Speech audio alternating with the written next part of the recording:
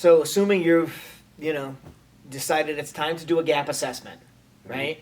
What's the first output of there? What's the kind of the first step? Yeah, I think, if you haven't done an SPRS scoring, I think that is part and parcel of the first thing you've got to submit to the government. You've got to get a score on where you stand. And in creating that score, whether you have a spreadsheet that you downloaded from the DoD out of the military site, or you've engaged with somebody to create that information for you, you've got to figure that out, because then you're going to arrive at what do I have for gaps. And that gap assessment will dictate exactly, what kind of shape you're in. Are you in a dire need? Are you most of the way along and you've got a few things that are still significant that need to be solved? It will tell a story, and that gap assessment is really it's going to feed everything down the line as to all the way up to the audit time what you need to do. So SPRS probably had to do one under 800-171 before Should've. this.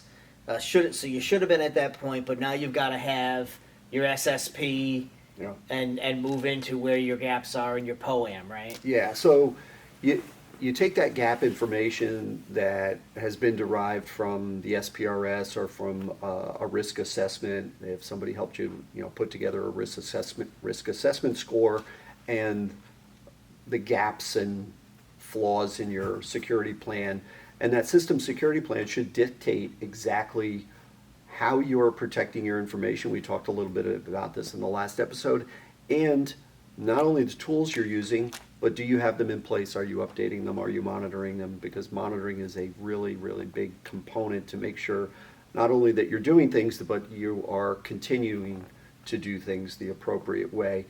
And then you've got this, POAM coming down the line that, okay, I have gaps.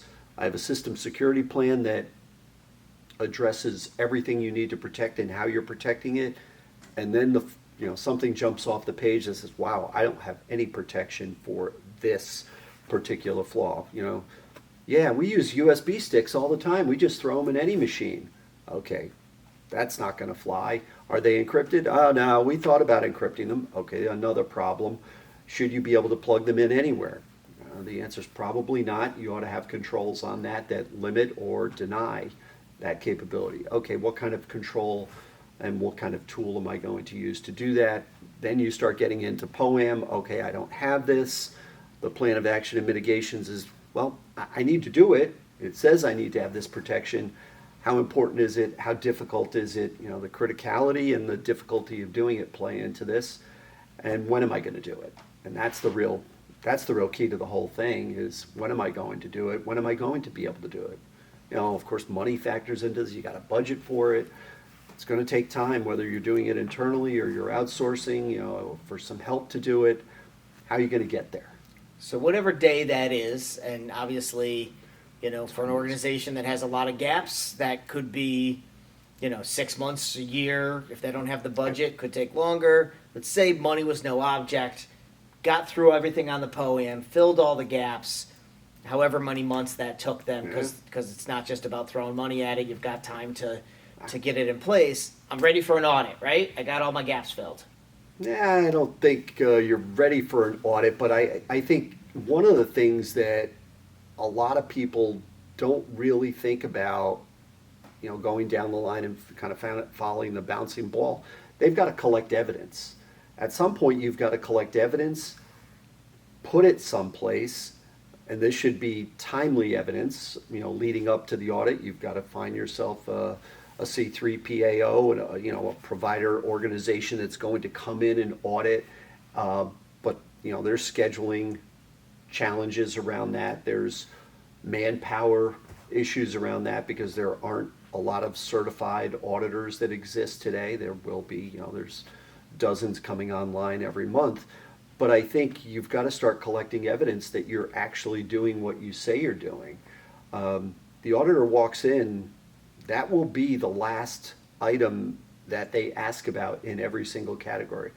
Show me what you're doing, show me your policy and your procedures. Okay, now prove to me that you've been doing it, and not once. Prove to me over time you've been doing this repetitively.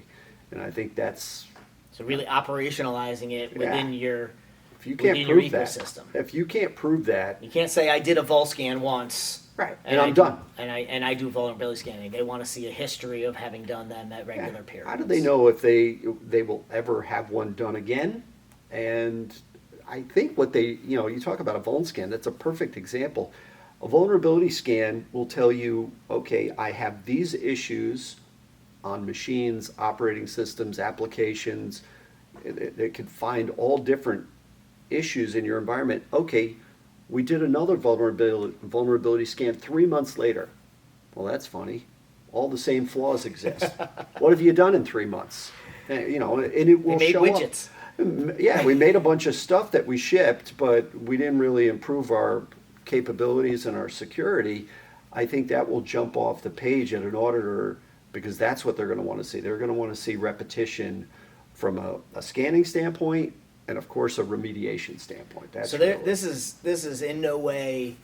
I mean, I guess at any level, this is not a box checking exercise, but this really even takes it a step further than that to say, not only do you have to say that you've done it, Yeah. it has to be how you do it. It has to be what you do all day, every day. Yeah. It has to show evidence that every user is using multi-factor authentication, that every quarter we do vulnerability scans, that every user has the policies necessary to lock down the data. Every quarter, we do an Active Directory audit to make sure that we don't have active users in our environment set up.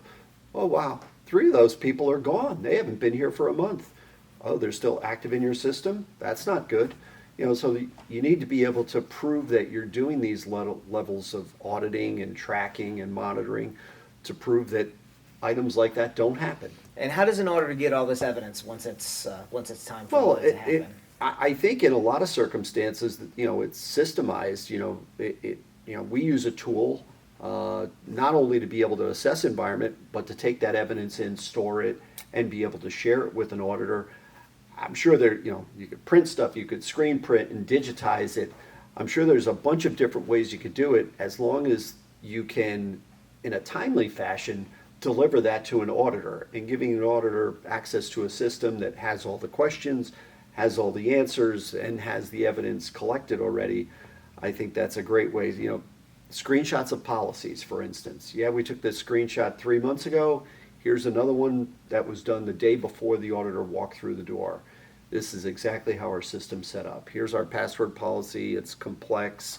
We force changes every 180 days or whatever the number is. And if somebody tries to get in using the same or cracked passwords, they tried 5 different times to get in and they didn't because the password was bad. Bang, the account's locked. So if I'm going back critical. to this timeline, let's say it's going to take you 4 to 6 weeks to get a gap analysis done, figure out what your remediation recommendations might be on there. You're going to look at, depending on how bad that is, anywhere from 3 to 12 months probably to implement those things. Forget about budget at that point, Yeah. right? Then you're going to find your C3PAO and you've got to have them schedule that out. That might be several months.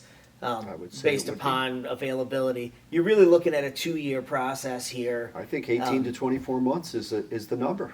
Yeah. I don't think getting from start to finish, unless you're 95% of the way there already, and it's still going to take time. I think I can't see you doing it in less than a year to get to a point of looking for a 3 CPAO in order to schedule an audit and Right. determine a timeline.